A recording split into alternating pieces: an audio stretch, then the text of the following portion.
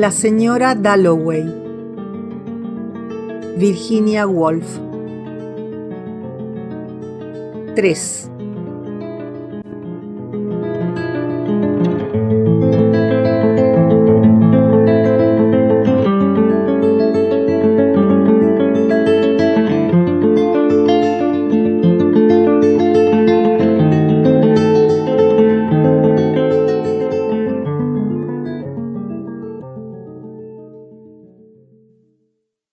La niñera gris reanudó su labor de calceta mientras Peter Walsh, sentado a su lado, comenzaba a roncar. Con su vestido gris, moviendo las manos infatigable pero serenamente, la niñera parecía la defensora de los derechos de los durmientes, como una de aquellas espectrales presencias que se alzan en la penumbra de los bosques hechas de cielo y ramas. El solitario viajero que frecuenta los senderos alarma los helechos y devasta las grandes plantas de cicuta. Al alzar súbitamente la vista ve la gigantesca figura al final del camino. Quizá convencido ateo, le sorprenden momentos de extraordinaria exaltación. Nada existe fuera de nosotros salvo un estado mental, piensa, un deseo de solaz, de alivio, de algo alejado de estos miserables pigmeos, estos débiles, estos feos, estos pusilánimes hombres y mujeres.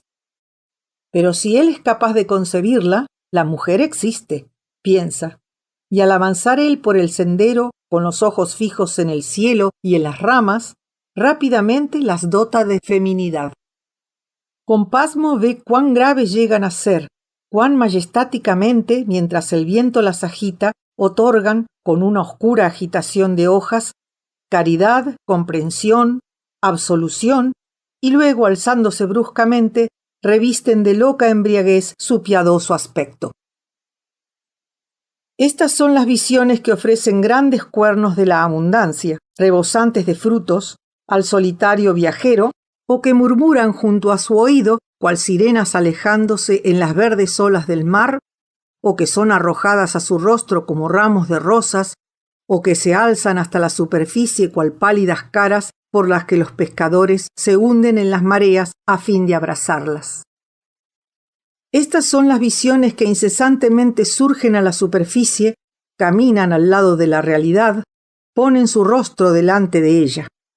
A menudo abruman al solitario viajero y le quitan el sentido de la tierra, el deseo de regresar, y en sustitución le dan una paz general, cual si, esto piensa mientras avanza por el sendero del bosque, toda esa fiebre de vivir fuera la mismísima simplicidad, y miríadas de cosas se funden en una cosa. Y esta figura, hecha de cielo y ramas, sin embargo, había surgido del agitado mar. El hombre es mayor, de más de 50 años. Tal como se puede extraer de las olas una forma para que sus magníficas manos de mujer derramen comprensión, piedad, absolución. Por esto, piensa el hombre, yo quisiera no volver jamás a la luz de la lámpara a la sala de estar, no terminar jamás mi libro, no vaciar jamás la pipa, no tocar jamás el timbre para que la señora Turner levante la mesa. Prefiero seguir avanzando rectamente hacia esta gran figura de mujer que, con una sacudida de cabeza, me subirá a sus gallardetes y me permitirá volar hacia la nada con todos los demás. Estas son las visiones. El solitario viajero pronto cruza el bosque, y ahí, saliendo a la puerta con los ojos entornados, posiblemente para esperar su regreso, con las manos en alto, agitado por el viento el blanco delantal, hay una mujer entrada en años que parece, tan poderosa es esta dolencia, buscar en un desierto un hijo perdido, buscar un jinete aniquilado, ser la figura de la madre cuyos hijos han muerto en las batallas del mundo. Y así, mientras el solitario viajero avanza por la calle del pueblo en que las mujeres hacen labor de punto y los hombres cavan en los huertos, la atardecida parece siniestro presagio. Las figuras están quietas, como si una augusta predestinación, por ellas conocida, esperada sin temor, estuviera a punto de barrerlas y aniquilarlas totalmente. Dentro de la casa, entre las cosas ordinarias, el aparador, la mesa, el alféizar con sus geranios, de repente la silueta de la dueña de la posada, inclinándose para recoger el mantel, queda suavemente aureolada, como un adorable emblema que solo el recuerdo de los fríos contactos humanos nos impide abrazar. Coge la mermelada, la deja dentro del aparador. ¿Nada más por esta noche, señor? Pero, ¿a quién contesta el solitario viajero? La vieja niñera hacía labor de punto ante la pequeña dormida en Regent's Park. Peter Walsh roncaba. Despertó muy de repente diciéndose: la muerte del alma. En voz alta, desperezándose y abriendo los ojos, dijo: Señor, señor, la muerte del alma. Estas palabras iban unidas a cierta escena, a cierta estancia, a cierto pasado en que había soñado. Se clarificaron: la escena, la estancia, el pasado en que había soñado. En Borton, aquel verano, a principios de siglo, en que tan apasionadamente enamorado estuvo de Clarisa. Había gran número de personas allí, riendo y hablando, sentadas alrededor de la mesa, después del té, y la estancia estaba bañada en luz amarilla, con el aire denso de humo de tabaco.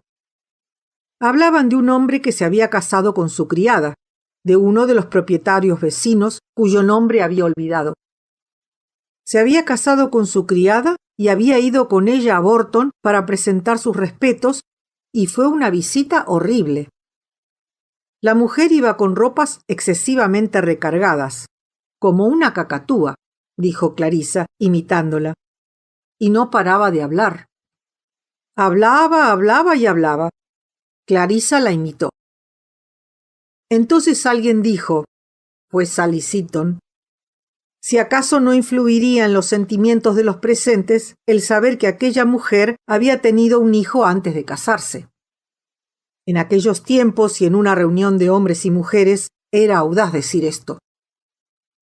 Ahora le pareció ver a Clarisa enrojeciendo vivamente, contrayendo el rostro y diciendo: «Oh, jamás podré volver a dirigir la palabra a esta mujer». Y en aquel momento el grupo de hombres y mujeres sentados alrededor de la mesa de té pareció vacilar. Fue muy embarazoso. No la acusó de quedar impresionada por el hecho, ya que en aquellos días una muchacha educada tal como ella lo había sido no sabía nada de nada, sino que fue su aire lo que le enojó. Tímido, duro, arrogante, pudibundo. La muerte del alma. Lo había dicho instintivamente, fijándose en el instante cual solía ser. La muerte del alma de Clarisa. Todos vacilaron, todos parecieron inclinarse hacia adelante cuando Clarisa habló, y luego, al erguirse, eran diferentes. Podía ver ahora a Sally Seton como un niño que ha hecho una travesura, inclinada hacia adelante, un tanto sonrojada, deseosa de hablar pero atemorizada, y Clarisa atemorizaba a la gente. Sally era la mejor amiga de Clarisa, siempre presente en la casa, atractiva, bella, morena, con el prestigio en aquellos días de una gran audacia, y él solía darle cigarros que ella se fumaba en su dormitorio, y había estado a punto de casarse con alguien, o se había peleado con su familia, y el viejo Parry le tenía a la chica tanta antipatía como a él, lo que era un gran vínculo entre los dos. Entonces Clarisa, todavía con aire de estar ofendida con todos, se levantó, se excusó vagamente y se fue sola. Cuando Clarisa abrió la puerta, entró aquel gran perro lanudo que perseguía a los corderos. Clarisa se arrojó sobre el perro y lo cubrió arrebatadamente de caricias. Fue como si Clarisa dijera a Peter, pues le constaba que la escena iba a él dirigida: «Sé que consideras que mi reacción ante lo de esa mujer es absurda, pero mira ahora cuán extraordinariamente cariñosa puedo ser. Mira cuánto amo a mi Rob». Siempre tuvieron esa extraña capacidad de comunicarse entre sí sin palabras. Clarisa sabía siempre, directamente, cuándo él la censuraba. Entonces, hacía algo muy evidente para defenderse, cual lo del perro, pero Peter jamás caía en la trampa. Siempre comprendía las verdaderas intenciones de Clarisa. No decía nada, desde luego. Se limitaba a callar con expresión ceñuda. Muy a menudo sus peleas comenzaban así. Clarisa cerró la puerta. De inmediato Peter quedó extremadamente deprimido. Le pareció todo inútil. El seguir enamorado, el seguir peleándose, el seguir haciendo las paces, y salió a pasear sin rumbo, solo, entre cobertizos, establos, mirando los caballos. La finca era muy sencilla. Los Parry nunca fueron opulentos, pero siempre había mozos de cuadra, a Clarisa le gustaba montar, y un viejo cochero, ¿cómo se llamaba? Y una vieja niñera, la vieja Moody o la vieja Goody, algo así la llamaban, alguien que le llevaba a uno a visitar en un cuartito con muchas fotografías y muchas jaulas con pájaros. Fue una tarde horrorosa. Se fue poniendo más y más pesimista, no solo por lo ocurrido, sino por todo. Y no podía ver a Clarisa, no podía explicarse ante ella, no podía desahogarse. Siempre había gente alrededor y Clarisa se portaba como si nada hubiera ocurrido. Esta era la faceta diabólica de Clarisa, esta frialdad, esta imperturbabilidad, algo muy profundo en ella que Peter volvió a percibir esta mañana al hablarle. Cierta impenetrabilidad. Sin embargo, bien sabía Dios que la amaba. Tenía Clarisa cierto extraño poder de tensarle a uno los nervios, de transformarlos en cuerdas de violín. Sí. Había acudido a cenar tardíamente con el vago y estúpido propósito de hacerse notar y se había sentado al lado de la vieja señorita Parry, la tía Elena, hermana del señor Parry, que al parecer presidía la mesa. Allí estaba sentada con su blanco chal de cachemira, recortada la cabeza contra la ventana, con su aspecto de anciana dama formidable, pero que trataba amablemente a Peter, debido a que éste le dio una extraña flor, y la tía Elena era una gran aficionada a la botánica que salía al campo con gruesas botas y una negra caja colgada a la espalda. Se sentó a su lado y no pudo hablar. Todo parecía pasar de largo ante él. Se limitó a comer. Y entonces, a mitad de la cena, se obligó a mirar a Clarisa por primera vez.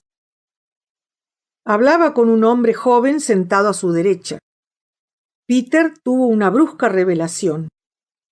Se casará con este hombre, se dijo, y ni siquiera sabía su nombre. Desde luego aquella tarde, precisamente aquella tarde, fue la tarde en que Dalloway acudió por vez primera a Bolton, y Clarisa le llamó Wickham. Así comenzó todo. Alguien le presentó y Clarisa confundió su apellido. Le presentó a todos con el apellido Wickham. Por fin, el recién llegado dijo: «Me llamo Dalloway». La primera imagen que Peter tuvo de Richard era de un hombre joven y rubio, un tanto desmañado, sentado en una tumbona y exclamando: «Me llamo Dalloway». Esto hizo gracia a Sally. A partir de entonces siempre lo llamó «Me llamo Dalloway». En aquel entonces Peter padecía revelaciones. Esta, que Clarisa se casaría con Dalloway, fue cegadora, abrumadora en aquel momento. Clarisa le trató con cierta, ¿cómo expresarlo?, fácil confianza, algo maternal, algo dulce. Hablaron de política. Durante toda la cena se esforzó Peter en saber lo que decían. Recordaba que luego se quedó en pie junto al sillón de la vieja señorita Parry en la sala de estar. Vino Clarisa, con sus perfectos modales, como una verdadera dama de sociedad, y quiso presentarle a alguien. Clarisa habló como si aquella fuera la primera vez que se trataran, lo cual enfureció a Peter. Sin embargo, incluso en aquellos momentos, esto suscitó su admiración. Admiró la valentía de Clarisa, su instinto social, su capacidad de hacer lo que se proponía. La perfecta dama de sociedad, dijo Peter a Clarisa, y ésta vaciló al oír tales palabras. Pero Peter quiso realmente que Clarisa acusara el golpe. Hubiera hecho cualquier cosa con tal de ofenderla, después de haberla visto en compañía de Dalloway. Por esto Clarisa se alejó de él. Y Peter tuvo la impresión de que todos se hubieran concertado en contra de él, riendo y hablando a sus espaldas. Y allí estaba, junto al sillón de la vieja señorita Parry, como una estatua tallada en madera, hablando de florecillas silvestres. Nunca había sufrido de tan infernal manera. Seguramente, incluso de fingir atención se olvidó. Por fin despertó. Vio que la señorita Parry tenía la expresión un tanto alterada, un tanto indignada, fija la mirada de sus ojos saltones. Y él casi gritó que no podía prestar atención porque estaba en el infierno. Comenzaron todos a salir de la estancia. Oyó que hablaban de coger las capas, que decían que en el agua hacía fresco y demás. Iban a pasear en barca por el lago a la luz de la luna, una de las locas ideas de Sally. La oyó describir la luna, y todos se fueron. Quedó totalmente solo. ¿No quieres ir con ellos?, dijo la tía Elena, pobre vieja señora, que había adivinado lo que le pasaba. Y él dio media vuelta y allí estaba Clarisa otra vez. Había vuelto a buscarle. Quedó abrumado por su generosidad, su bondad. «Ven», dijo Clarisa, «nos están esperando». En su vida se había sentido tan feliz. Sin decir palabras hicieron las paces. Descendieron hacia el lago. Gozó de 20 minutos de perfecta felicidad. La voz de Clarisa, su risa, su vestido flotante, blanco, carmesí, su ingenio, su espíritu aventurero. Les hizo desembarcar a todos y explorar la isla. Asustó a una gallina, rió, cantó. Y en todo momento Peter supo con total certeza que Dalloway se estaba enamorando de Clarisa, que Clarisa se estaba enamorando de Dalloway, pero parecía carecer de importancia. Nada importaba. Se sentaron en el suelo y hablaron, él y Clarisa. Entraron y salieron cada uno de la mente del otro sin el menor esfuerzo. Y luego, en un segundo, terminó. Se dijo a sí mismo cuando volvían a subir a la barca, se casará con este hombre. Aburridamente, sin resentimiento, pero era evidente. Dalloway se casaría con Clarisa. Dalloway remó hasta dejar la barca en la orilla. No dijo nada, pero de todos modos, mientras le contemplaban alejarse, montar en su bicicleta para recorrer 20 millas a través del bosque, irse por el sendero, agitar la mano hasta desaparecer, era evidente que sentía, de una forma instintiva, tremenda, poderosa, todo aquello. La noche, el amor, Clarisa. Se la merecía. Y Peter, en cuanto a sí mismo hacía referencia, era absurdo. Sus exigencias a Clarisa, ahora lo veía, eran absurdas. Pedía cosas imposibles, hacía escenas terribles. Clarisa todavía le hubiera aceptado, quizá, si hubiese sido menos absurdo. Esto pensaba Sally. Durante todo aquel verano, Sally le escribió largas cartas. Lo que de él decían, lo mucho que Clarisa le alababa y el estallido de llanto de Clarisa. Fue un verano extraordinario. Todo él cartas, escenas, telegramas. Llegaba a Borton a primera hora de la mañana y mataba el tiempo hasta que los criados hacían acto de presencia. Tenía horrorosos tête-à-tête con el viejo señor Parry durante el desayuno. La tía Elena, formidable pero amable.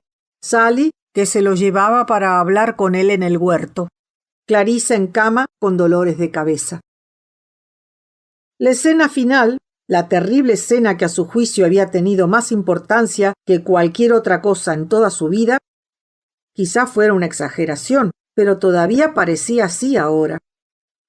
Ocurrió a las 3 de la tarde de un día muy caluroso. Fue una trivialidad lo que condujo a ella. Durante el almuerzo, Sally dijo algo referente a Dalloway y lo llamó «Me llamo Dalloway». Entonces Clarissa se embaró bruscamente, se sonrojó y de su peculiar manera, muy secamente, dijo: «Estamos ya cansados de este chiste sin gracia». Esto fue todo. Pero para él era como si Clarissa hubiera dicho: «Contigo solo paso el rato y me divierto. Con Richard Dalloway tengo un compromiso». Así lo interpretó. Llevaba noches sin dormir. Se dijo: «Esto ha de terminar, de una manera u otra». Por medio de Sally mandó una nota a Clarissa citándola junto a la fuente a las 3. Al final de la nota garrapateó: «Algo muy importante ha sucedido». La fuente estaba en la espesura, lejos de la casa, rodeada de matas y árboles. Y llegó Clarissa, antes incluso de la hora concertada, y quedaron los dos frente a frente, con la fuente en medio y del caño, que estaba quebrado, manaba agua sin cesar. Cuán grabadas en la mente llegan a quedar las imágenes. Por ejemplo, el vívido y verde musgo. Clarissa se estuvo quieta, y Peter le dijo una y otra vez: «Dime la verdad, dime la verdad». Tenía la impresión de que la frente le fuera a estallar. Clarissa parecía contraída, petrificada. Se estuvo quieta. Peter repitió: «Dime la verdad». Cuando de repente aquel viejo Breitkopf, con el Times en la mano, asomó la cabeza, les miró, abrió la boca y se fue. Ninguno de los dos se movió. Peter repitió: «Dime la verdad». Tenía la impresión de luchar contra algo físicamente duro. Clarissa no cedía. Parecía de hierro, de pedernal, rígida y erguida. Y cuando Clarissa dijo: «Es inútil, ha terminado». Después de que él hubiera hablado durante horas, parecía, con lágrimas resbalándole por las mejillas, como si Clarissa le golpeara el rostro. Clarissa dio media vuelta, le dejó, se fue. Peter gritó: «¡Clarissa! ¡Clarissa!». Pero ella jamás volvió. Había terminado. Peter se fue aquella misma noche. Nunca más volvió a verla. «Fue terrible», gritó Peter. «Terrible, terrible». Sin embargo, el sol seguía calentando. Sin embargo, uno se adaptaba a la realidad. Sin embargo, la vida daba los días uno tras otro. Sin embargo, pensó mientras bostezaba y comenzaba a darse cuenta de la realidad en torno. Regent's Park había cambiado muy poco desde su infancia, salvo en lo tocante a las ardillas. Sin embargo, cabía presumir que había compensaciones y en este momento la pequeña Ellis Mitchell, que había estado cogiendo guijarros para añadirlos a la colección que su hermano y ella tenían en la repisa del hogar del cuarto de jugar, dejó un puñado de ellos en las rodillas de la niñera y se fue corriendo para chocar contra las piernas de una señora. Peter Walsh se rió. Pero Lucrecia Warren Smith se decía: «Es injusto». «¿Por qué he de sufrir?», se preguntaba mientras avanzaba por el ancho sendero. No puedo aguantarlo más», decía, después de haber dejado a Septimus, que ya no era Septimus, decir cosas crueles, duras y perversas, hablar para sí, para un muerto, sentado allí. Y en aquel momento la niña chocó contra sus piernas, se cayó y se echó a llorar. Esto la consoló un tanto. Puso en pie a la niña, le sacudió el polvo del vestido, le dio un beso. Pero ella nada malo había hecho. Había amado a Septimus, había sido feliz, había tenido un hermoso hogar y sus hermanas todavía vivían en él confeccionando sombreros. ¿Por qué tenía ella que sufrir? La niña volvió corriendo al lado de la niñera y Recia vio cómo la niñera reñía a la niña, la consolaba y la tomaba en brazos, después de haber dejado la labor de punto. y el hombre de amable aspecto dio su reloj a la niña para que abriera la tapa con resorte y se consolara. Pero, ¿por qué tenía ella que padecer? ¿Por qué no la dejaron en Milán? ¿Por qué aquella tortura? ¿Por qué? Levemente ondulados por las lágrimas el ancho camino, la niñera, el hombre vestido de gris, el cochecito, se alzaban y descendían ante sus ojos. Ser zarandeada por aquel malévolo verdugo era su sino. ¿Pero por qué? Ella era como un pájaro cobijado en la concavidad formada por una delgada hoja que parpadea al sol cuando la hoja se mueve, que se sobresalta cuando se quiebra la seca ramita. Estaba desamparada, rodeada de enormes árboles, vastas nubes de un mundo indiferente, desamparada, torturada. ¿Y por qué tenía que sufrir? ¿Por qué? Frunció el cejo, atizó una patada al suelo. Tenía que volver al lado de Septimus porque era ya casi la hora de ir a ver a Sir William Bradshaw. Tenía que volver a su lado y decírselo, volver al lugar en que estaba sentado en una silla verde, bajo la copa de un árbol, hablando para sí o para aquel hombre muerto, Evans, a quien ella solo había visto una vez, por un instante, en la tienda. Le pareció un hombre agradable y tranquilo, gran amigo de Septimus, y le mataron en la guerra. Pero esto son cosas que nos ocurrieron a todos. Todos tenemos amigos muertos en la guerra. Todos renunciamos a algo cuando nos casamos. Ella había renunciado a su hogar. Había venido a vivir aquí, en esa horrible ciudad. Pero Septimus se permitía pensar en cosas horribles, cosa que también podía ella si lo intentaba. Septimus se había convertido en un ser más y más extraño. Decía que había gente hablando detrás de las paredes del dormitorio. Esto le parecía raro a la señora Filmer. Septimus también veía cosas. Había visto la cabeza de una vieja en medio de un arbusto. Sin embargo, Septimus podía ser feliz cuando quería. Fueron a Hampton Court en lo alto de un autobús y gozaron de perfecta felicidad. Allí vieron las florecillas rojas y amarillas en la hierba, como lámparas flotantes, dijo Septimus, y hablaron y parlotearon y rieron inventándose historias.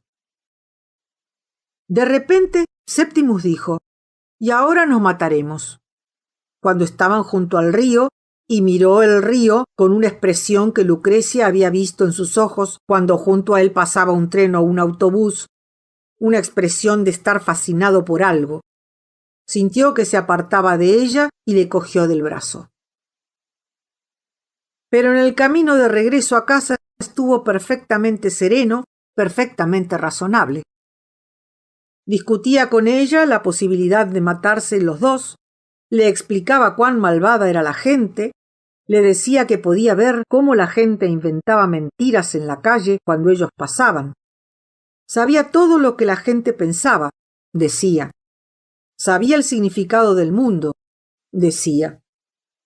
Luego, cuando llegaron, Septimus a duras penas podía caminar. Se tumbó en el sofá y pidió a Recia que le cogiera la mano para evitarle caerse abajo, abajo, abajo. Gritó en las llamas y vio rostros que le miraban riéndose de él y dirigiéndole horribles y asquerosos insultos desde las paredes, y vio manos señalándole surgidas del biombo. Sin embargo, estaban absolutamente solos. Pero Septimus comenzó a hablar en voz muy alta, contestando a aquella gente, discutiendo, riendo, gritando, excitándose mucho, y ordenó a Recia que escribiera lo que decía.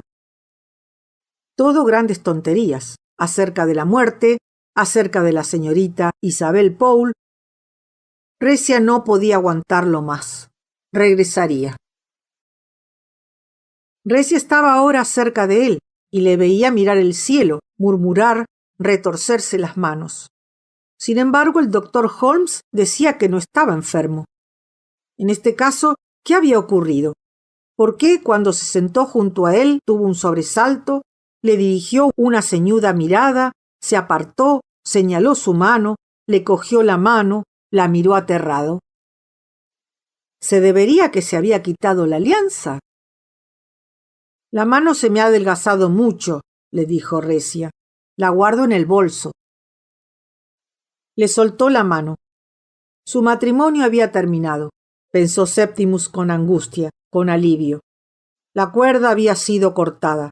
Él se elevaba, era libre, porque había sido decretado que él, Septimus, el señor de los hombres, debía ser libre. Solo, ya que su esposa se había despojado de la alianza, ya que le había abandonado, él, Septimus, estaba solo, convocado antes que las masas humanas para escuchar la verdad, para saber el significado. Después de todos los trabajos de la civilización, griegos, romanos, Shakespeare, Darwin y ahora él, que iba a ser comunicado en su integridad a...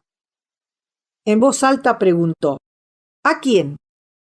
Y las voces que murmuraban por encima de su cabeza contestaron, al primer ministro. El secreto supremo debía ser comunicado al Consejo de Ministros. Primeramente, que los árboles están vivos. Después, que el delito no existe. Después, amor, amor universal, murmuró Septimus jadeante, tembloroso, sacando a la superficie dolorosamente estas verdades profundas, tan difíciles, que enunciarlas requería un inmenso esfuerzo, pero que cambiaban el mundo del todo y para siempre. No hay delito, amor, repitió Septimus buscando una tarjeta de visita y un lápiz, cuando un perro terrier Skye le olisqueó los pantalones y Septimus se sobresaltó con angustioso terror. El animal se estaba convirtiendo en un hombre. No podía contemplar aquello. Era horrible, era terrible ver cómo un perro se convierte en hombre. Inmediatamente el perro se fue al trote. Los cielos son divinamente piadosos, infinitamente clementes. Le habían indultado, le habían perdonado su debilidad. Pero, ¿cuál era la explicación científica? Ante todo, hay que ser científico. ¿Por qué podía ver a través de los cuerpos, ver el futuro, cuando los perros se transformarían en hombres? Cabía presumir que se debía a la ola de calor operando sobre una mente dotada de una sensibilidad resultante de evos de evolución. Científicamente hablando, la carne se había desprendido del mundo. Su cuerpo había sido macerado hasta tal punto que ahora solo le quedaban los nervios. Su cuerpo estaba extendido como un velo sobre una roca. Se reclinó en la silla, exhausto pero entero. Descansaba, esperando, antes de volver a sus trabajos de interpretación, con esfuerzo, con angustia, en beneficio de la humanidad. Yacía muy alto sobre la espalda del mundo. Debajo de él, la tierra palpitaba. Flores rojas crecían a través de su carne. Sus rígidas hojas murmuraban alrededor de su cabeza. Sonora comenzó a chocar la música contra las rocas allí en lo alto. Es la bocina de un automóvil en la calle, murmuró. Pero aquí, en lo alto, el sonido ha resonado como un cañonazo de roca en roca. Se ha dividido, se ha unido con choques de sonido que se han elevado como suaves columnas. Que la música debiera ser visible era un descubrimiento. Se ha transformado en un himno a cuyo alrededor trepa ahora el sonido del caramillo de un niño pastor. Es un viejo tocando la flauta al lado de la taberna, murmuró. Sonido que mientras el niño se estaba quieto salía burbujeante del caramillo y luego al elevarse se convertía en una exquisita queja mientras el tránsito rodado pasaba por debajo. La elegía de este niño suena entre el tránsito, pensó Septimus. Ahora el niño pastor se retira, asciende a los territorios nevados y a su alrededor penden rosas, las gruesas rosas rojas que crecen en las paredes de mi dormitorio, recordó Septimus. La música cesó. El viejo de la flauta ya ha recogido su penique, coligió Septimus, y se ha ido a la taberna más próxima. Pero él seguía alto, sobre la roca, como un marinero ahogado sobre una roca. Me incliné sobre la borda de la barca y me caí, pensó. Me fui al fondo del mar. He estado muerto, y sin embargo ahora estoy vivo. Pero dejadme descansar en paz, suplicó. Volví a hablar para sí. Era horrible, horrible. Y tal como ocurre antes de despertar, las voces de los pájaros y el sonido de las ruedas cantan y suenan en una extraña armonía y adquieren más y más fuerza, y el durmiente siente que es arrastrado hacia las playas de la vida, y de esta manera sintió Septimus que era arrastrado hacia la vida, que se hacía más cálida la luz del sol, que sonaban con más fuerza los gritos, y algo tremendo, algo horrible, estaba a punto de ocurrir. Solo tenía que abrir los ojos, pero sentía un peso en ellos, un temor. Hizo un esfuerzo. Empujó hacia adelante. Miró. Ante sí vio a Regent's Park. Largos haces de luz del sol incidían en el suelo a sus pies. Los árboles se inclinaban, se balanceaban. Doy la bienvenida, parecía decir el mundo, acepto, creo. Belleza, parecía decir el mundo. Y como si fuera una demostración científica de ello, fuera lo que fuese lo que mirara, las casas, las barandas, los antílopes que tendían el cuello sobre la empalizada, allí surgía inmediatamente la belleza. Contemplar el estremecimiento de una hoja al paso del viento era una exquisita delicia. En lo alto, en el cielo, las golondrinas trazaban curvas líneas, efectuaban giros, se lanzaban de un lado para otro, giraban y giraban, pero jamás perdían el perfecto dominio de su vuelo, como si elásticos hilos las sostuvieran. Y las moscas subían y bajaban, y el sol manchaba ora esta hoja, ora aquella, burlón, deslumbrando con su suave oro en pura benevolencia. Y una y otra vez un penetrante sonido, bien podía ser la bocina de un automóvil, resonando divinamente en las briznas de hierba. Y todo esto, pese a ser calmo y razonable, pese a estar constituido por realidades ordinarias, era ahora la verdad. La belleza. Esto era la verdad ahora. La belleza estaba en todas partes. No llegaremos a tiempo, dijo recia. La palabra tiempo rompió su propia cáscara. Derramó sus riquezas sobre Septimus y de los labios de Septimus cayeron, cual conchas, cual virutas de madera surgidas del cepillo de carpintero sin que él las hiciera, duras, blancas, imperecederas palabras, y volaron para posarse en sus lugares debidos en una oda al tiempo, una oda inmortal al tiempo. Septimus cantó. Evans le contestó desde detrás de un árbol. Los muertos estaban en Tesalia, cantaba Evans, entre orquídeas. Allí esperaron hasta que la guerra terminó y ahora los muertos, ahora el propio Evans. Por el amor de Dios, no vengas, gritó Septimus. No, porque no podía mirar a los muertos. Pero las ramas se apartaron. Un hombre vestido de gris caminaba realmente hacia ellos. Era Evans. Pero no había en su cuerpo barro ni heridas, no había cambiado.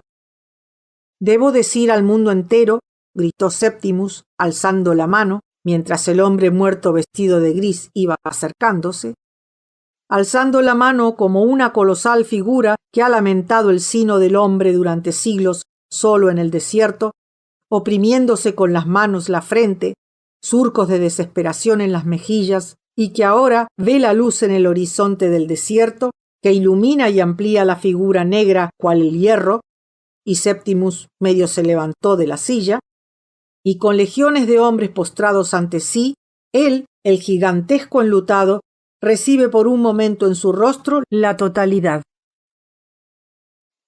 Mientras intentaba hacerle sentar de nuevo, Recia dijo: «Soy muy desdichada, Septimus». Los millones se lamentaron. Durante siglos habían llorado. Se dirigiría a ellos. Con solo unos instantes más, solo unos instantes, les comunicaría este alivio, esta alegría, esta pasmosa revelación. «¿Qué hora es, Septimus?», dijo recia. ¿Qué hora es? Aquel hombre hablaba, aquel hombre avanzaba, aquel hombre forzosamente tenía que advertir su presencia. Aquel hombre les estaba mirando. Muy despacio, muy adormiladamente, dirigiendo una misteriosa sonrisa al hombre muerto vestido de gris, Septimus dijo: «Te diré la hora». Y mientras Septimus seguía sentado, sonriendo, sonaron las 12 menos cuarto. Y esto es lo que significa ser joven, pensó Peter Walsh al pasar junto a ellos. Están teniendo una escena horrorosa. La pobre muchacha estaba totalmente desesperada, en plena mañana. ¿Pero por qué la tenían?, se preguntó. ¿Qué habría dicho aquel joven con el abrigo a la muchacha para que ella tuviera aquel aspecto? ¿En qué terrible situación se había metido aquella pareja para tener tan desesperado aspecto en tan hermosa mañana de verano? Lo divertido de regresar a Inglaterra, después de 5 años de ausencia, era, por lo menos durante los primeros días, que todas las cosas parecían nuevas, como si uno nunca las hubiera visto. Una pareja de enamorados peleándose bajo la copa de un árbol, la doméstica vida de las familias en los parques públicos. Nunca le había parecido Londres tan encantador. La suavidad de las distancias, la riqueza, el verdor, la civilización, después de la India, pensó, caminando sobre el césped. Esta sensibilidad a las impresiones había sido su desgracia, sin la menor duda.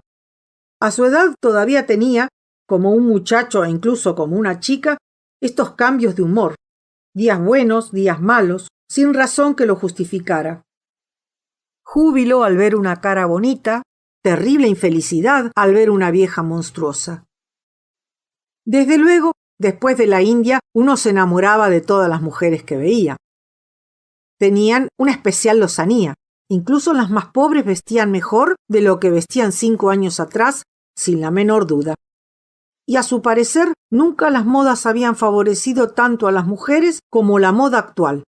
Las largas capas negras, la esbeltez, la elegancia y el delicioso y al parecer universal hábito del maquillaje. Todas las mujeres, incluso las más respetables, tenían rosas florecidas bajo cristal, labios como cortados a cuchillo, rizos de tinta china. Había línea, arte en todas partes. Indudablemente se había producido un cambio. ¿En qué pensaban los jóvenes?, se preguntó Peter Walsh. Aquellos 5 años, desde 1918 hasta 1923, habían sido muy importantes, sospechaba. La gente tenía aspecto diferente, y los periódicos también eran diferentes. Ahora, por ejemplo, había un hombre que escribía sin el menor rebozo en uno de los más respetables semanarios acerca de retretes. Hacía 10 años no se podía hacer esto, el escribir sin el menor rebozo acerca de retretes en un respetable semanario. Y luego, aquel sacar el lápiz de labios o la polvera y maquillarse en público. A bordo del barco que le devolvió a Inglaterra había gran número de chicos y chicas. En particular recordaba a Betty y Bertie, que se arrullaban abiertamente. La madre hacía media sentada y les miraba de vez en cuando, más fresca que una flor.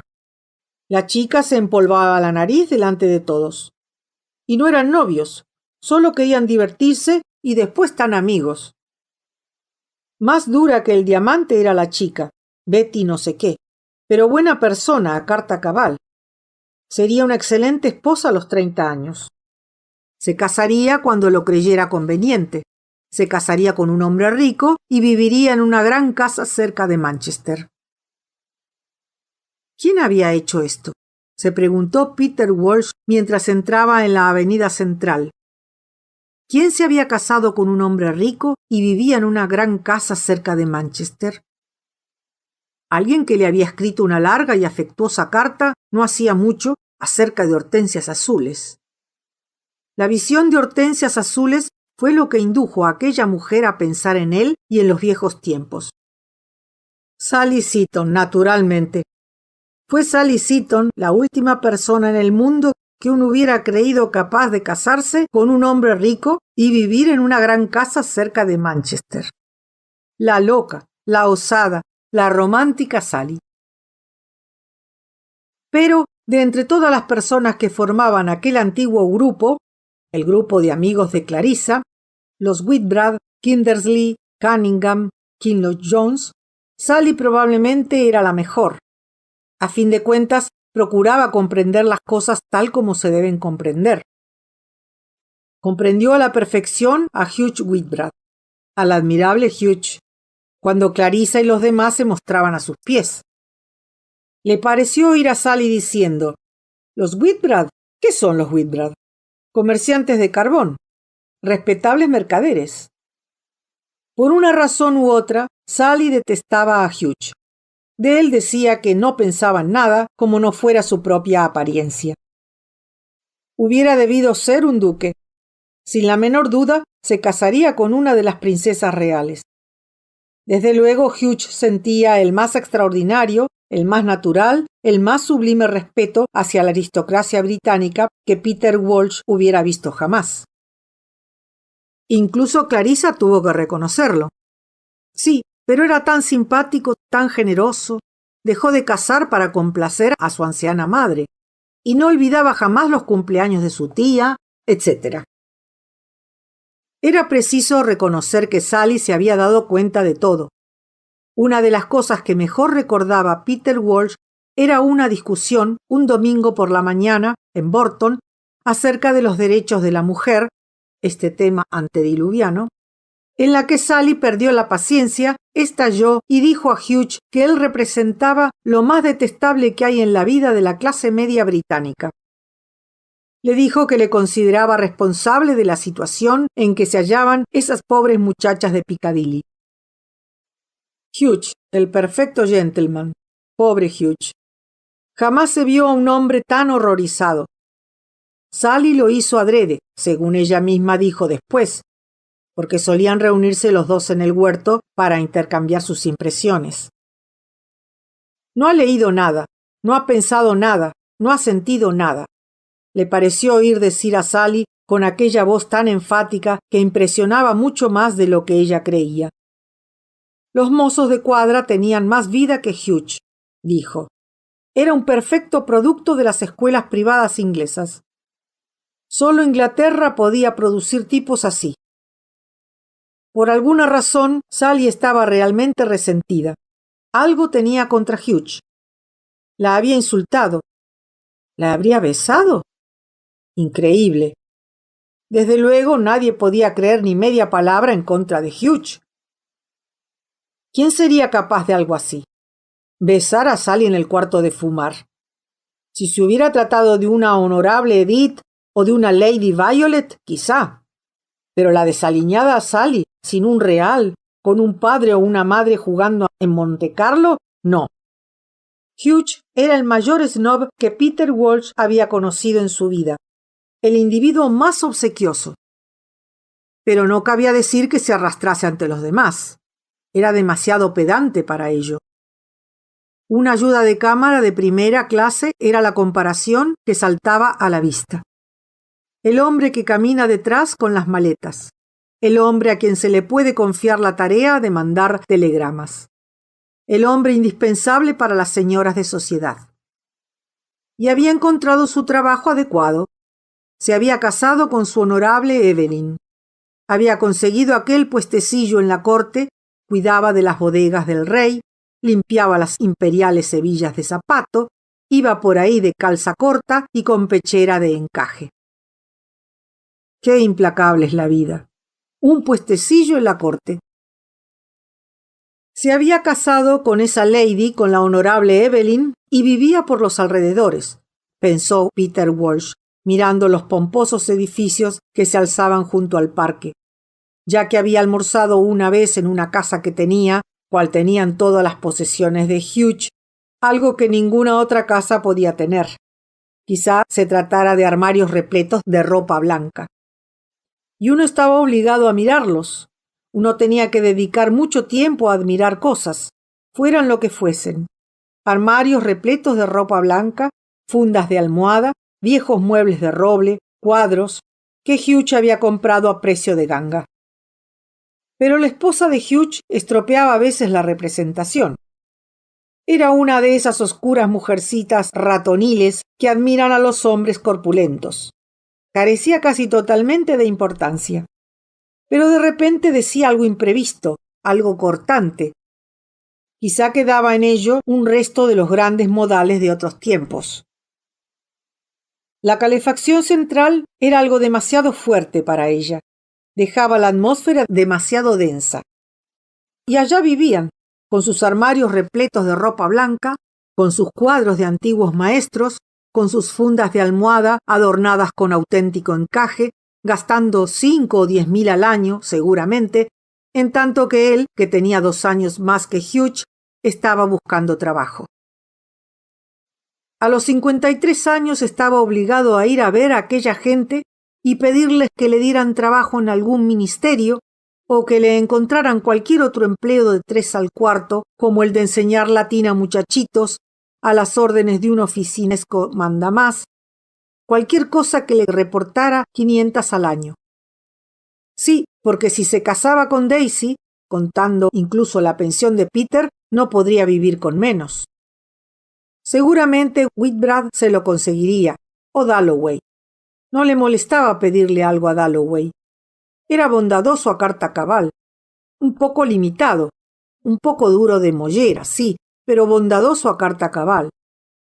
Tratárase de lo que se tratara, todo lo hacía con sentido común y sencillez, sin la menor chispa de imaginación, sin el más leve toque de brillantez, pero con la inexplicable bondad propia de su manera de ser. Hubiera debido ser un hidalgo rural. Perdí el tiempo en la política.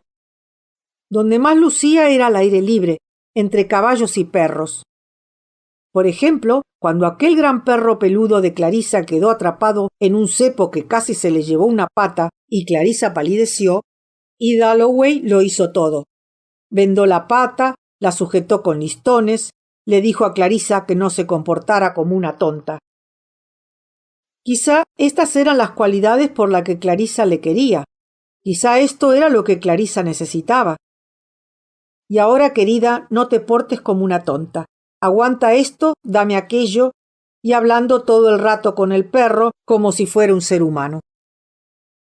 Pero, ¿cómo podía Clarisa tragar aquellas tonterías acerca de poesía? ¿Cómo era posible que le permitiera disertar sobre Shakespeare? Seria y solemnemente, Richard Dalloway se alzaba sobre sus patas traseras y afirmaba que ningún hombre decente debía leer los sonetos de Shakespeare porque era como escuchar por el ojo de la cerradura. Además, la relación en que se basaban no merecía su aprobación. Ningún hombre decente debía permitir que su esposa visitara a la hermana de una esposa fallecida. Increíble. Lo único que cabía hacer era apedrearle con almendras garrapiñadas. Era durante la cena. Pero Clarisa se lo tragó todo. Lo estimó como una muestra de la honradez de Dalloway, de su independencia de criterio. Solo Dios sabía si Clarisa llegó a pensar que Dalloway era la inteligencia más original con que se había topado en su vida. Este era uno de los vínculos que le unían a Sally. Había un jardín por el que Sally y él solían pasear. Estaba rodeado por un muro y allí crecían rosales y gigantescas coliflores. Recordaba que Sally arrancó una rosa. Se detuvo para lanzar exclamaciones acerca de la belleza de las hojas de col a la luz de la luna. Era extraordinario cuán vívidamente volvía todo a su mente, tratándose de hechos en los que no había pensado durante largos años.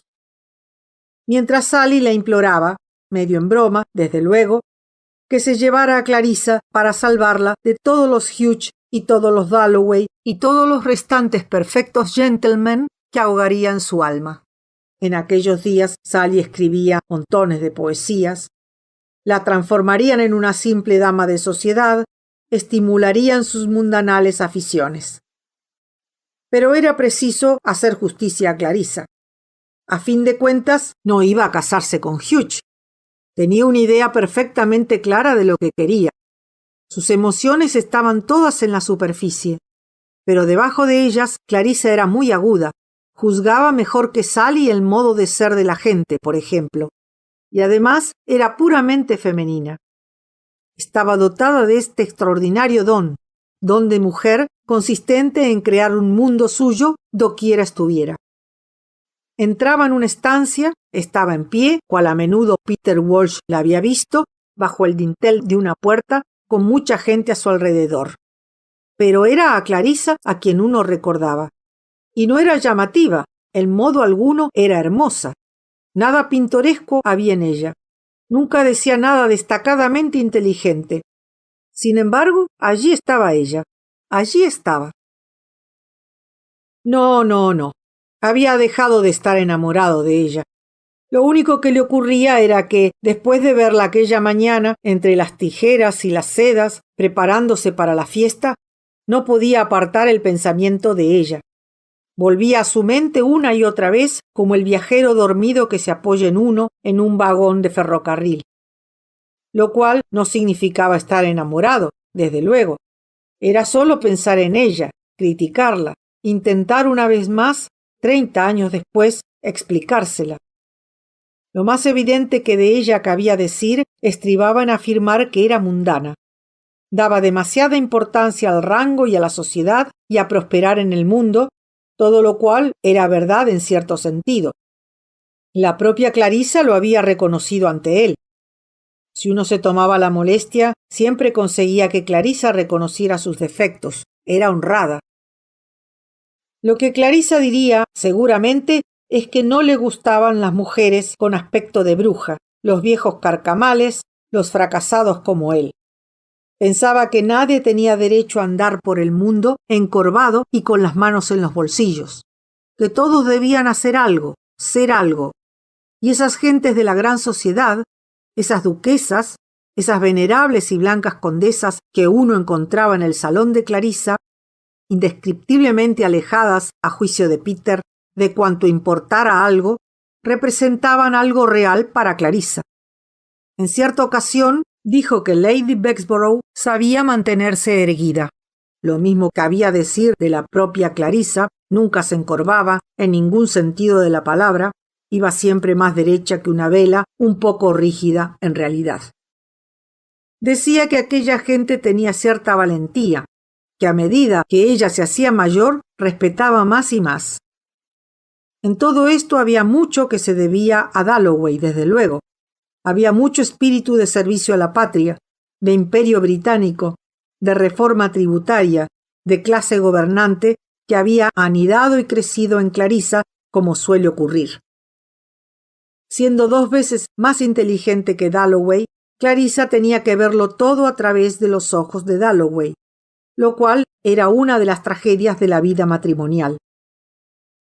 Dotada de criterio propio, tenía que citar siempre las palabras de Richard, como si uno no pudiera saber al pie de la letra lo que Richard pensaba gracias a leer el Morning Post por la mañana. Estas fiestas, por ejemplo, estaban íntegramente dedicadas a él, a la idea que Clarissa tenía de él. Para hacer justicia a Richard, sin embargo, era preciso reconocer que hubiera sido mucho más feliz dedicándose a cultivar la tierra en Norfolk. Clarissa había transformado su salón en una especie de punto de reunión. Tenía especial talento para ello.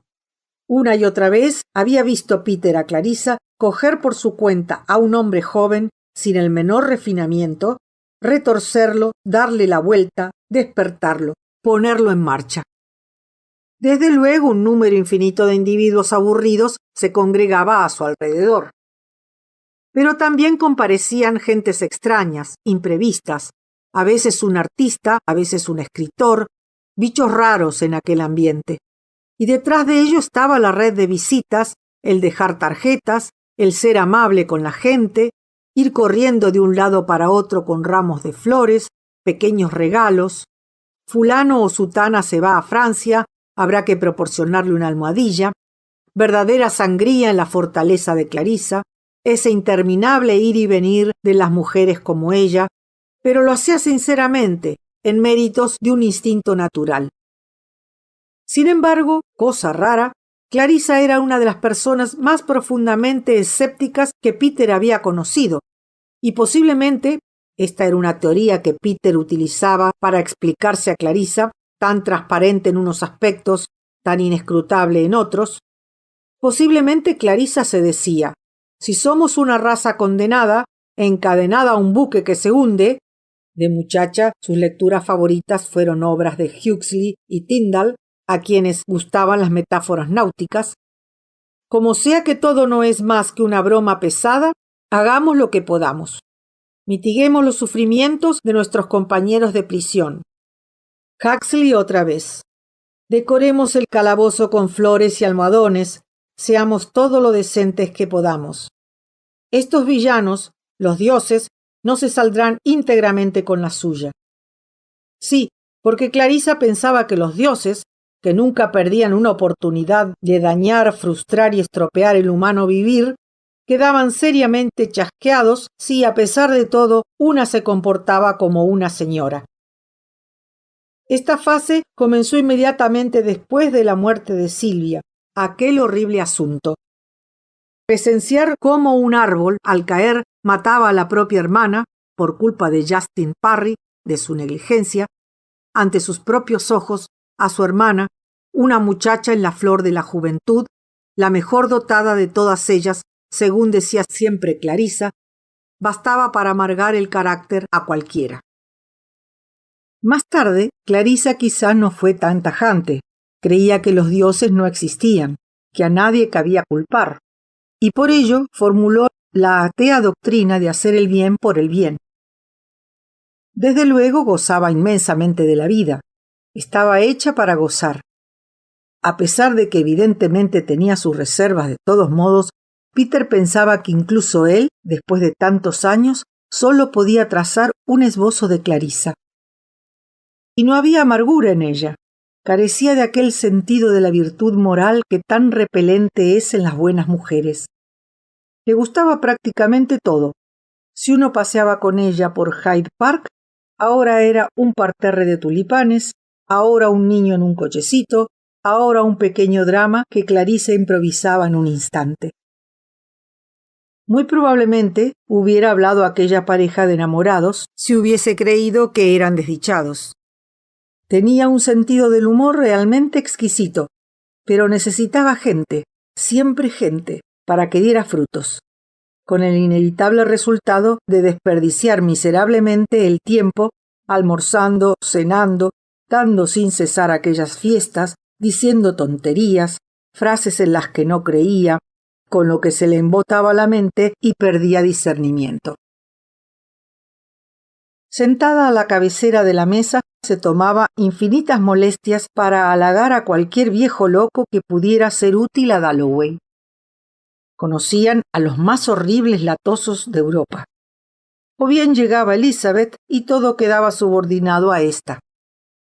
La última vez que Peter la vio, Elizabeth estudiaba secundaria. Se encontraba en la etapa de la inexpresividad y era una muchacha de ojos redondos y cara pálida que en nada recordaba a su madre.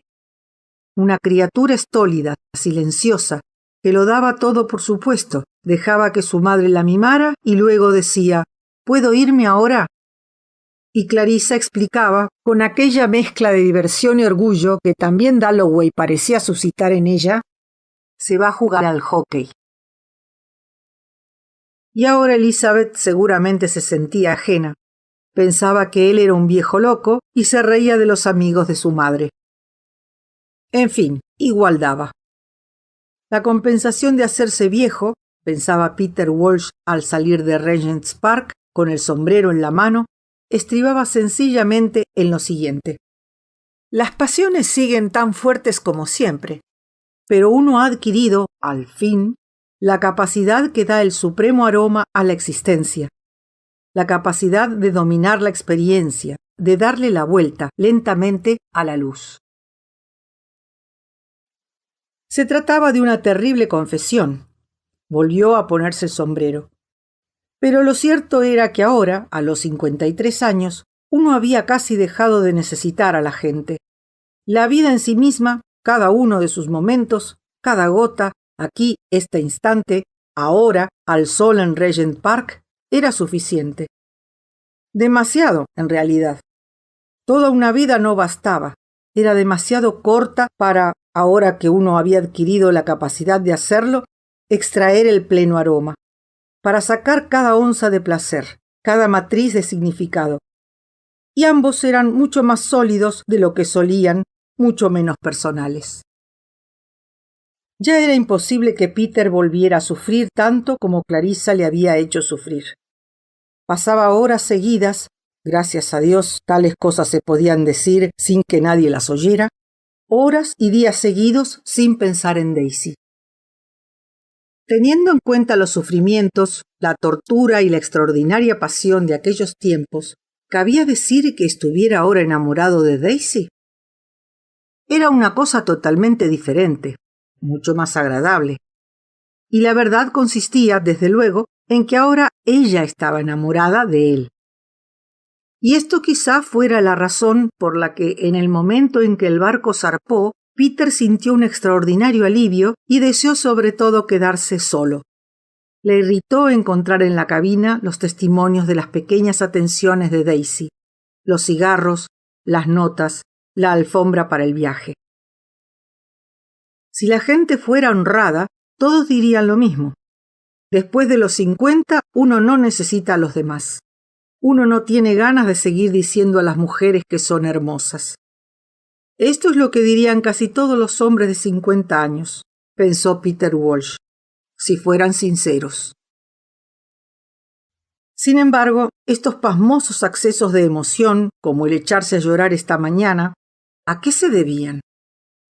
¿Qué habría pensado Clarissa de él?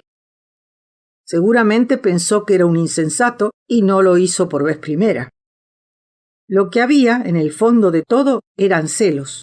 Los celos que sobreviven a todas las pasiones de la humanidad, pensó Peter Walsh con el cortaplumas en la mano, extendido el brazo. Había estado viendo al mayor Ord, le decía Daisy en la última carta. A Peter le constaba que lo había escrito adrede. Se lo había dicho para darle celos. Le pareció ver a Daisy con la frente fruncida mientras escribía, pensando qué podía decir para herirle. Sin embargo, aquellas palabras nada habían cambiado. Peter estaba furioso. Todo ese lío de trasladarse a Inglaterra y visitar abogados no era para casarse con Daisy, sino para evitar que Daisy se casara con otro. Esto era lo que torturaba a Peter. En esto pensó cuando vio a Clarissa tan calma, tan fría, tan centrada en su vestido o en lo que fuera. Darse cuenta de lo que Clarissa hubiera podido evitarle, darse cuenta de aquello a lo que Clarissa le había reducido, a un débil y achacoso asno. Pero las mujeres, pensó mientras cerraba el cortaplumas, no saben lo que es la pasión, no saben lo que la pasión significa para los hombres. Clarissa era fría como un carámbano. Allí estaba ella, sentada en el sofá, a su lado, dejando que le cogiera la mano y dándole un beso en la mejilla. Había llegado al cruce. Un sonido le interrumpió, un sonido frágil y tembloroso, una voz burbujeando sin dirección ni vigor, sin principio ni fin, que débil y aguda y con total ausencia de humano significado, articulaba I am fe am sofu, suitu I am you. Voz sin edad ni sexo, la voz de una vieja fuente brotando de la tierra. Voz que salía exactamente enfrente de la estación del metro de Regent's Park, de una alta y temblorosa forma, como una chimenea, como una oxidada bomba de agua, como un árbol azotado por el viento y perennemente carente de hojas, que deja que el viento pase una y otra vez por sus ramas, cantando I am fe am sofu, suitu I am you. Y se balancea, rechina y gime en la eterna brisa. A través de todas las edades, cuando el pavimento era hierba, cuando era tierra pantanosa, a través de la edad del colmillo y del mamut, a través de la edad del silente amanecer, la zaparrastrosa mujer llevaba falda, con la mano derecha extendida y la izquierda clavada en el costado, estaba en pie cantando una canción de amor, del amor que ha durado 1.000.000 de años, cantaba, del amor que prevalece, y hacía millones de años su enamorado, que llevaba siglos muerto, había caminado, canturreaba con ella en mayo, pero en el curso de las edades, largas y llameantes como días de verano, recordaba, desnudas salvo por los rojos ásteres, él se había ido. La enorme guadaña de la muerte había cegado aquellas tremendas colinas, y cuando por fin descansó ella la blanca e inmensamente vieja cabeza en la tierra, transformada ahora en meras cenizas heladas, suplicó a los dioses que dejaran a su lado un manojo de púrpura bermejuela allí en su tumba que los últimos rayos del último sol acariciaban, porque entonces el espectáculo del universo habría terminado. Mientras la vieja canción burbujeaba frente a la estación del metro de Regent's Park, la tierra todavía parecía verde y florecida.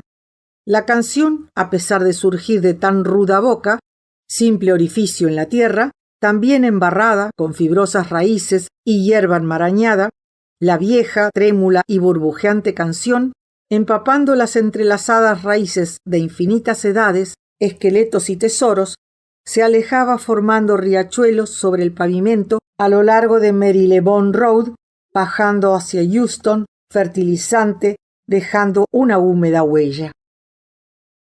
Recordando todavía que una vez, en un mayo primigenio, había paseado con su enamorado, esta oxidada bomba de agua, esta zaparrastrosa vieja, con una mano alargada para recibir calderilla, con la otra clavada en el costado, estará todavía allí dentro de 10.000.000 de años, recordando que una vez paseó en mayo, allí donde ahora se persiguen las olas del mar, con no importa quién.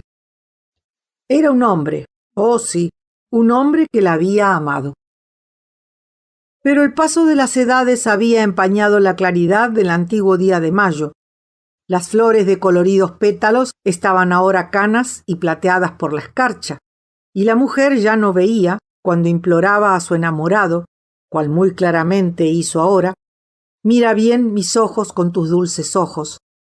Ya no veía ojos castaños, negro bigote o cara tostada por el sol, sino una forma imprecisa, una forma de sombra, hacia la que, con la pajaril lozanía de los muy viejos, todavía piaba «Dame tu mano y deja que te la oprima suavemente». Peter Walsh no pudo evitar darle una moneda a aquel pobre ser al subir en el taxi.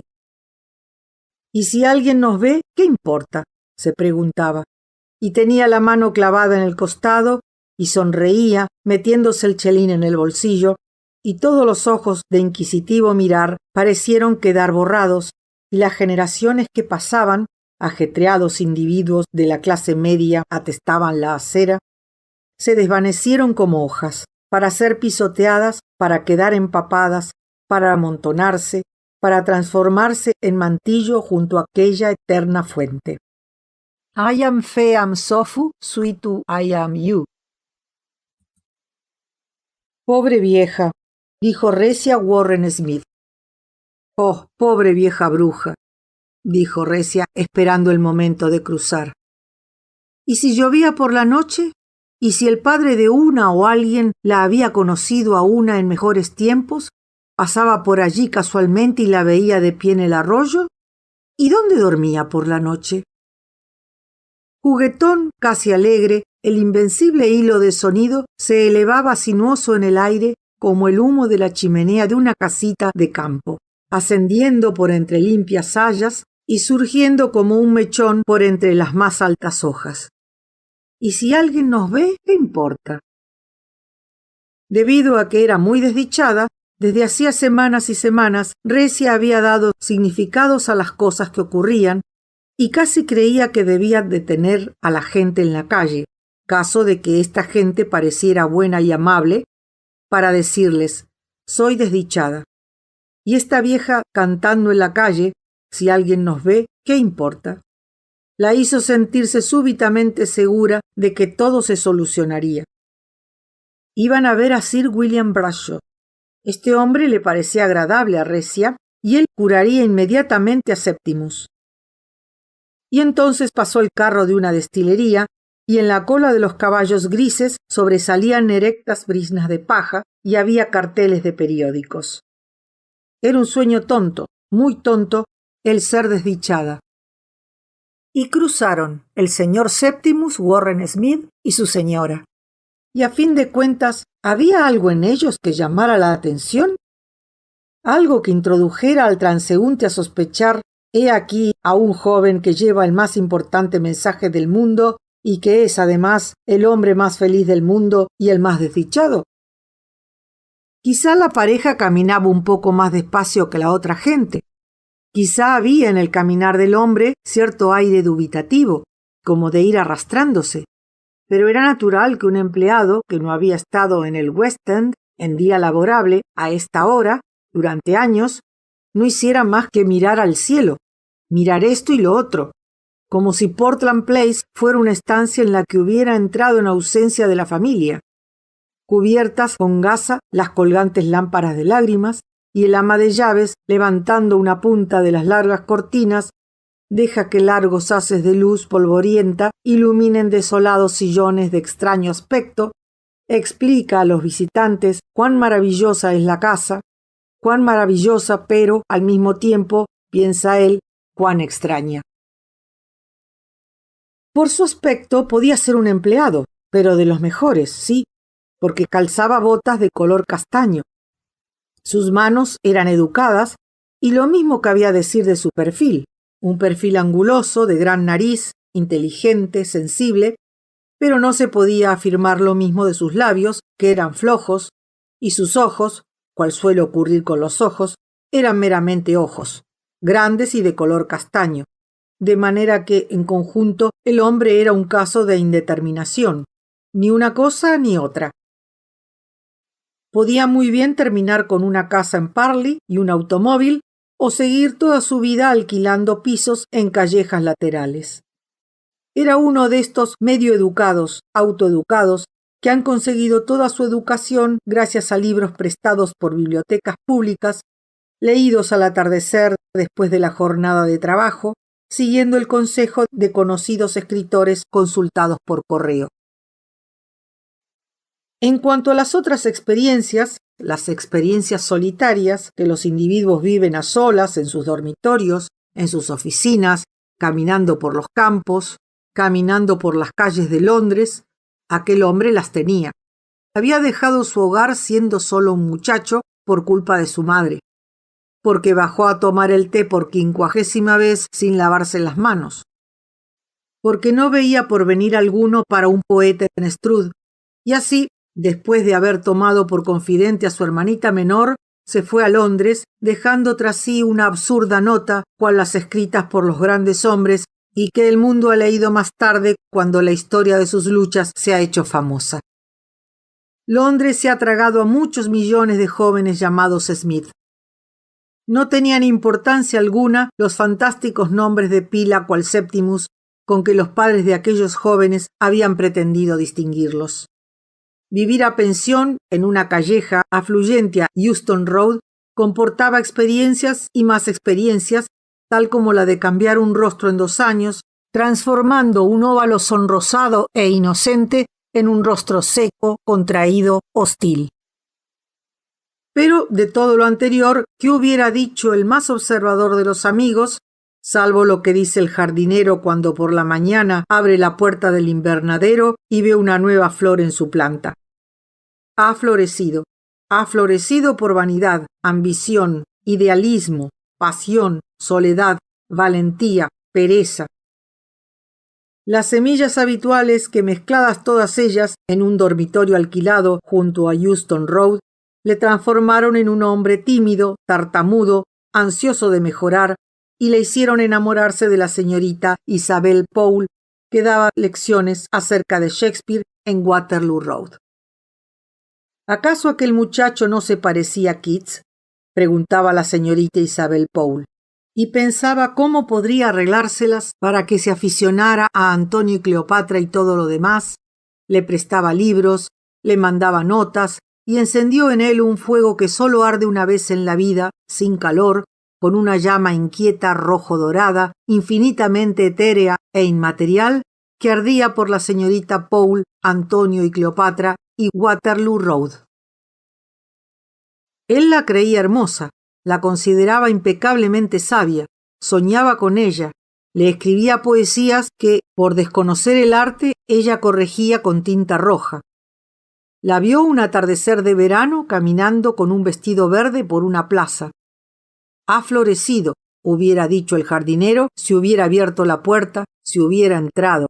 Es decir, si lo hubiera hecho cualquier noche a esta hora y le hubiera encontrado escribiendo, le hubiera encontrado rasgando lo escrito, le hubiera encontrado dando cima a una obra maestra a las 3 de la madrugada y saliendo a toda prisa de casa para callejear y visitar iglesias y ayunar un día y beber otro día, devorando a Shakespeare, Darwin, la historia de la civilización y Bernard Shaw. Al señor Brewer le constaba que algo ocurría. Al señor Brewer, jefe de personal de Siblis & Arrowsmith, subastadores, peritos valoradores y agentes de la propiedad inmobiliaria, algo ocurría, pensaba, y por ser hombre de sentimientos paternales hacia sus jóvenes empleados, tenía en muy alto concepto la capacidad de Smith y profetizaba que en 10 o 15 años le sucedería en el sillón de cuero, en la estancia interior, bajo la luz cenital, con las cajas de títulos de propiedad alrededor, si conserva la salud, decía el señor Brewer, y aquí estaba el peligro, porque Smith parecía débil. Le aconsejaba que jugara al fútbol, le invitaba a cenar y estaba en trance de pensar en la manera de recomendar que le aumentaran el sueldo cuando ocurrió algo que desbarató muchos de los cálculos del señor Brewer, le privó de sus más competentes empleados jóvenes e incluso, tan insidiosos y destructivos fueron los dedos de la guerra europea, le hizo añicos una estatua de yeso de Ceres, produjo un hoyo en su parterre de geranios y destrozó los nervios de la cocinera en la casa del señor Brewer en Muswell Hill. Septimus fue uno de los primeros en presentarse voluntario. Fue a Francia para salvar a una Inglaterra que estaba casi íntegramente formada por las obras de Shakespeare y por la señorita Isabel Paul en vestido verde pasando por una plaza. Allí, en las trincheras, el cambio que el señor Brewer deseaba al aconsejar fútbol se produjo instantáneamente. Smith se hizo hombre, fue ascendido, llamó la atención y en realidad suscitó el afecto de su oficial superior apellidado Evans. Fue una amistad como la de dos perros que juegan ante el fuego del hogar. Uno de ellos jugando con un papel, gruñendo, lanzando bocados, mordisqueando de vez en cuando la oreja del perro más viejo. Y el otro yaciendo soñoliento, parpadeando al fuego, alzando una pata, dándose la vuelta y gruñendo bondadoso. Tenían que estar juntos, tenían que compartir, tenían que reñir y pelear el uno con el otro. Pero cuando a Evans, Recia, que solo le había visto una vez, decía que era un hombre tranquilo, un robusto pelirrojo, poco demostrativo en presencia de mujeres, cuando a Evans le mataron, inmediatamente antes del armisticio, en Italia, Septimus, lejos de dar muestras de emoción o de reconocer que aquello representaba el término de una amistad, se felicitó por la debilidad de sus emociones y por ser muy razonable. La guerra le había educado. Fue sublime. Había pasado por todo lo que tenía que pasar. La amistad, la guerra europea, la muerte. Había merecido el ascenso. Aún no había cumplido los 30 años y estaba destinado a sobrevivir. En esto último no se equivocó. Las últimas bombas no le dieron. Las vio explotar con indiferencia. Cuando llegó la paz, se encontraba en Milán, alojado en una pensión con un patio, flores en tiestos, mesillas al aire libre, hijas que confeccionaban sombreros, y de Lucrecia, la menor de las hijas, se hizo novio un atardecer en que sentía terror de no poder sentir. Ahora que todo había terminado, que se había firmado la tregua, que los muertos habían sido enterrados, padecía, en especial al atardecer, estos bruscos truenos de miedo. No podía sentir. Cuando abría la puerta de la estancia en que las muchachas italianas confeccionaban sombreros, las podía ver, las podía oír. Pasaban delgados alambres por las coloreadas cuentas que tenían en cuencos. Daban esta y aquella forma a las telas de bocací. La mesa estaba sembrada de plumas, lentejuelas, sedas y cintas. Las tijeras golpeaban la mesa, pero algo le faltaba. No podía sentir. Los golpes de las tijeras, las risas de las muchachas, la confección de los sombreros le protegían, le daban seguridad, le daban refugio. Pero no podía pasarse la noche sentado allí. Había momentos en que se despertaba a primeras horas de la madrugada. La cama caía, él caía. Oh, las tijeras, la lámpara y las formas de los sombreros. Pidió a Lucrecia que se casara con él, a la más joven de las dos, a la alegre, la frívola, con aquellos menudos dedos artísticos que ella alzaba diciendo: todo se debe a ellos. Daban vida a la seda, las plumas y todo lo demás. El sombrero es lo más importante, decía Lucrecia cuando paseaban juntos. Examinaba todos los sombreros que pasaban, y la capa y el vestido y el porte de la mujer. Mal vestida, va recargada, estigmatizaba Lucrecia, no con ferocidad, sino con impacientes movimientos de las manos, cual los de un pintor que aparta de sí una impostura patente y bien intencionada, y luego generosamente, aunque siempre con sentido crítico, alababa a la dependienta de una tienda que llevaba con gracia su vestidito o ensalzaba sin reservas, con comprensión entusiasta y profesional, a una señora francesa que descendía del coche con chinchilla, túnica y perlas. Bonito, murmuraba Recia, dando un codazo a Septimus para que lo viera. Pero la belleza se encontraba detrás de un cristal. Ni siquiera el gusto. A Recia le gustaban los helados, los bombones, las cosas dulces. Le producían placer. Dejaba la copa en la mesilla de mármol. Miraba a la gente fuera. Parecían felices, reunidos en medio de la calle, gritando, riendo, discutiendo por nada. Pero había perdido el gusto. No podía sentir. En el salón de té, entre las mesas y los camareros que parloteaban, volvió a sentir el terrible miedo. No podía sentir. Podía razonar, podía leer a Dante, por ejemplo, muy fácilmente. Septimus, deja el libro, le decía Recia cerrando dulcemente el Inferno. Podía sumar la cuenta. Su cerebro se encontraba en perfecto estado.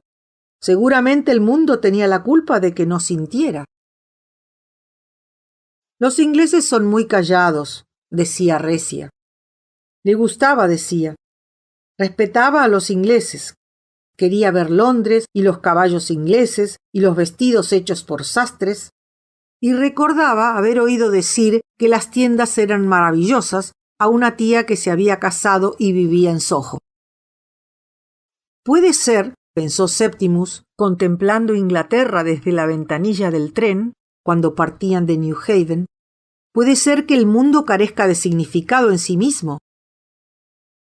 En la oficina le ascendieron a un cargo de considerable responsabilidad. Estaban orgullosos de él. Había ganado cruces. Ha cumplido usted con su deber y ahora a nosotros corresponde, comenzó a decir el señor Brewer, y no pudo terminar. Tan placenteras eran sus emociones. Se alojaron en un punto admirable junto a Tottenham Court Road. Allí volvió a abrir a Shakespeare. Aquel juvenil asunto de intoxicarse con el lenguaje, Antonio y Cleopatra, había quedado extinguido. Cuánto odiaba Shakespeare a la humanidad, el ponerse prendas, el engendrar hijos, la sordidez de la boca y del vientre.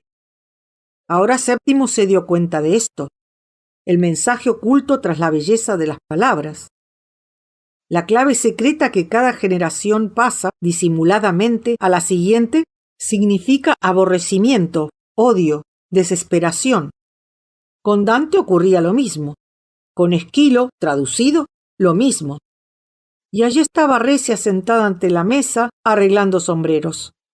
Arreglaba sombreros de las amigas de la señora Filmer. Se pasaba las horas arreglando sombreros. Estaba pálida, misteriosa, como un lirio, ahogada bajo el agua, pensaba Septimus.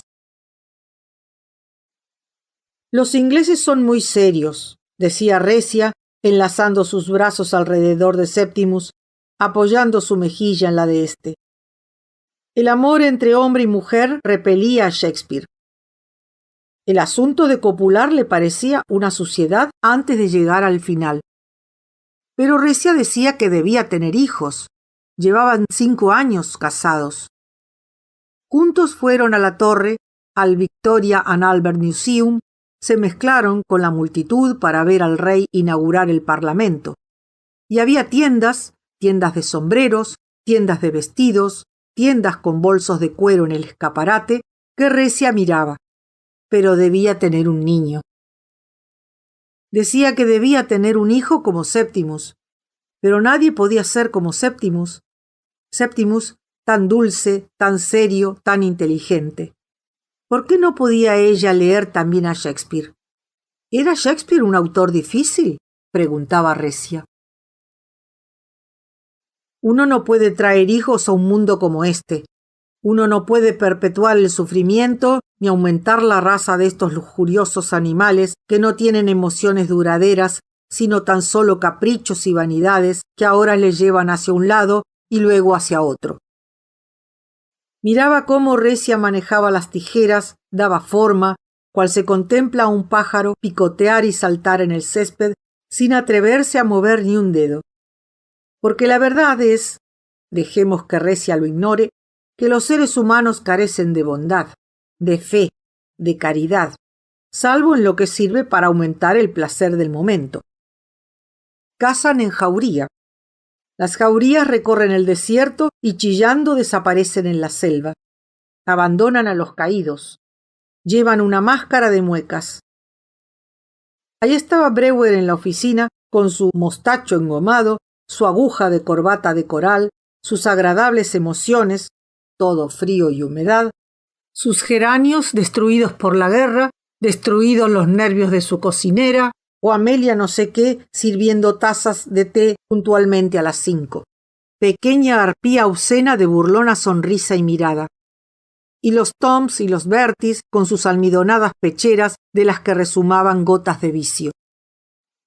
Nunca le vieron dibujando sus retratos, desnudos, haciendo payasadas en el bloc de notas.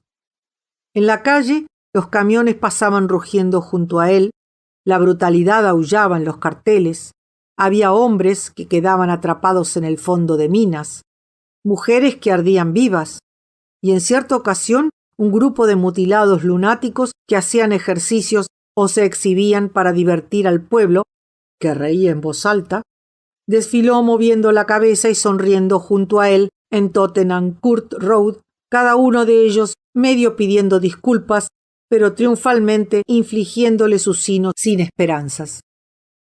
¿Y acaso iba él a enloquecer? A la hora del té, Recia le dijo que la hija de la señora Filmer esperaba un hijo. Ella no podía envejecer sin tener un hijo. Estaba muy sola, era muy desdichada. Lloró por vez primera después de su matrimonio. Muy a lo lejos, Septimus oyó el llanto, lo oyó claramente, con precisión, lo comparó con el golpeteo del pistón de una bomba, pero no sintió nada. Su esposa lloraba y él no sentía nada, pero cada vez que su esposa lloraba de aquella manera profunda, silenciosa, desesperanzada, Septimus descendía otro peldaño en la escalera que le llevaba al fondo del pozo.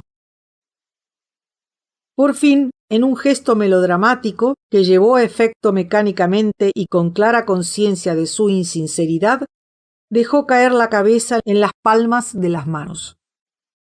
Ahora se había rendido. Ahora los demás debían ayudarle. Era preciso llamar a la gente. Él había cedido. Nada le reanimó. Recia le metió en cama. Fue en busca de un médico, el doctor Holmes, médico de la señora Filmer. El doctor Holmes lo examinó. No le pasaba absolutamente nada, dijo el doctor Holmes. Oh, qué alivio. Qué hombre tan amable, qué hombre tan bueno, pensó Recia. Cuando él se sentía así, iba al Music Hall, dijo el doctor Holmes. se tomaba un día de descanso con su esposa y jugaba al golf. ¿Por qué no probar un par de pastillas de bromuro disueltas en agua al acostarse? Estas viejas casas de Bloomsbury, dijo el doctor Holmes golpeando la pared, tienen a menudo muy hermosos paneles de madera que los dueños en un acto de locura han cubierto con papel. Precisamente hacía pocos días, en ocasión de visitar a un paciente, Sir Fulano de Tal, en Bedford Square. En consecuencia no tenía excusa. No tenía nada salvo el pecado, por el que la humana naturaleza le había condenado a muerte, el pecado de no sentir. Poco le había importado que mataran a Evans. Esto era peor. Pero todos los restantes delitos alzaban la cabeza y agitaban los dedos y gritaban y soltaban risotadas desde los pies de la cama a primeras horas de la madrugada, dirigidas al cuerpo postrado que yacía consciente de su degradación. Se había casado con su esposa sin amarla. Le había mentido. Le había seducido. Había ultrajado a la señorita Isabel Poole y estaba tan marcado por el vicio que las mujeres se estremecían cuando le veían en la calle. La sentencia que la humana naturaleza dictaba en el caso de semejante deshecho era de muerte. Y volvió el doctor Holmes. Grande, lozano, apuesto, reluciente las botas, mirando el espejo, e hizo caso omiso de todo: dolores de cabeza, insomnio, temores, sueños. Síntomas nerviosos y nada más, dijo. Si el doctor Holmes descubría que había perdido siquiera 250 gramos de los 80 kilos que pesaba, decía a su mujer que le diera otro plato de porridge para desayunar. Grecia tendría que aprender a prepararlo. Pero, prosiguió el doctor Holmes, la salud es algo que en gran medida depende de nuestra voluntad. Tome interés en asuntos externos. Adquiere una afición. Abrió el libro de Shakespeare, Antonio y Cleopatra. Lo desechó. Una afición, dijo el doctor Holmes, ya que ¿acaso no debía él su excelente salud, y trabajaba como el que más en Londres, al hecho de ser capaz de olvidarse en cualquier instante de sus pacientes para centrar la atención en los muebles antiguos? Y qué bonita era la peineta que llevaba la señora Warren Smith. Cuando el maldito idiota volvió, Septimus se negó a recibirlo. ¿De veras?, dijo el doctor Holmes sonriendo agradablemente. Y realmente tuvo que propinar un empujón a aquella menuda y encantadora mujer, la señora Smith, para poder entrar en el dormitorio de su marido. Vaya hombre, de modo que está en un mal momento, dijo con agradable acento y se sentó al lado de su paciente. ¿Realmente había hablado a su mujer de la posibilidad de matarse? Encantadora la señora Smith. Extranjera, ¿verdad? Y después de haber dicho aquello a su esposa, ¿no tendría ella muy triste idea de los maridos ingleses? ¿Acaso no tenían los maridos ciertos deberes para con la esposa? ¿Acaso no sería mejor hacer algo en vez de quedarse en cama? Llevaba 40 años de experiencia a las espaldas, y más le valía a Septimus creer en las palabras del doctor Holmes. No le pasaba nada, estaba bien. Y en la próxima visita, el doctor Holmes esperaba ver a Septimus en pie y no haciendo padecer a su encantadora mujercita. En resumen, la humana naturaleza le perseguía. El repulsivo bruto con los orificios de la nariz rojo sangre. Holmes le perseguía. El doctor Holmes le visitaba regularmente todos los días. Tan pronto uno tropieza, escribió Septimus al dorso de una postal, la naturaleza humana le persigue a uno. Holmes le persigue a uno. La única posibilidad de salvarse estribaba en huir, sin que Holmes se enterara. Huir a Italia, a cualquier parte, lejos de Holmes. Pero Recia no podía comprenderle. El doctor Holmes era un hombre muy amable, se tomaba mucho interés en Septimus. Lo único que quería era ayudarles, decía el doctor Holmes. El doctor Holmes tenía 4 hijos de corta edad y la había invitado a tomar el té, dijo recia a Septimus. Le habían abandonado. El mundo entero clamaba: «Mátate, mátate, mátate por nosotros». Pero, ¿a santo de qué iba a matarse por ellos? La comida era agradable, el sol cálido, y el asunto de matarse, ¿cómo lo llevaba uno a cabo? ¿Con un cuchillo de mesa, feamente con sangre y más sangre? ¿Chupando una tubería de gas? Estaba demasiado débil, apenas podía levantar la mano. Además, ahora estaba completamente solo, condenado, abandonado, como están solos aquellos que van a morir. Y en ello había cierta belleza. Era un aislamiento sublime. Representaba una libertad que las personas vinculadas no pueden conocer. Holmes había ganado, desde luego. El bruto de los rojos orificios de nariz había ganado. Pero ni siquiera Holmes podía tocar aquel último resto perdido en los límites del mundo, aquel forajido que, vuelta la vista atrás, miraba las regiones habitadas del mundo, que yacía como un marinero ahogado en la playa del mundo. En este momento, Recia había salido de compras, tuvo lugar la gran revelación. Detrás del biombo habló una voz. Era Evans que hablaba. Los muertos estaban con Septimus. «¡Evans! ¡Evans!», gritó. «El señor Smith habla solo», gritó Agnes, la criada, a la señora Filmer en la cocina.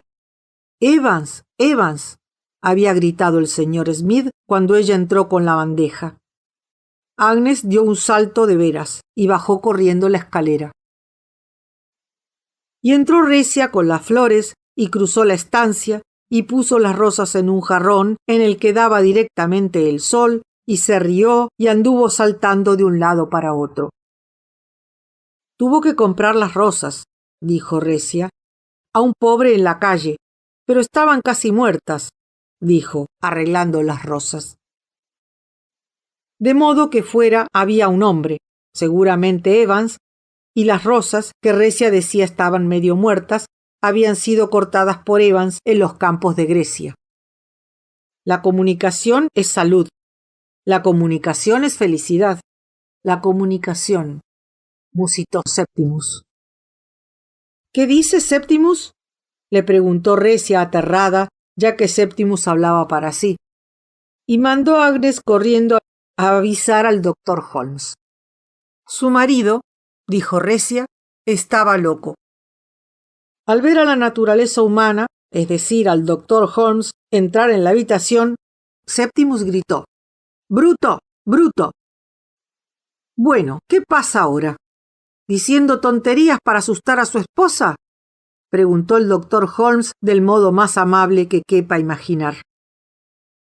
«Le daría algo para que durmiera. Y si fueran ricos», dijo el doctor Holmes, paseando irónicamente la mirada por el cuarto, «les recomendaría que fueran a Harley Street. Si no tenían confianza en él», dijo el doctor Holmes con menos amabilidad.